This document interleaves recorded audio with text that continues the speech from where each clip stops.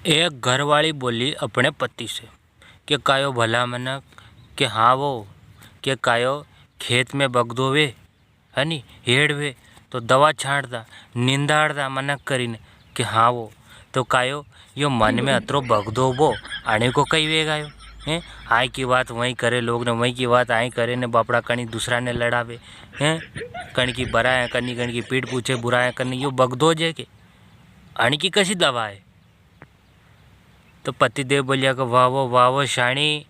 एक नंबर बात की थे जजी थन पनीन लाया तो नहीं वन के बाद 3 साल बाद आज थे अक्ल की बात की दिए वाह वो अक्ल बंद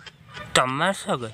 दुनिया में सब चीज मिटी जाएगा पर यो खार खिस्सो कभी नहीं मिटेगा दादा। खार खिस्सो तो कभी जिंदगी में नहीं मिटे।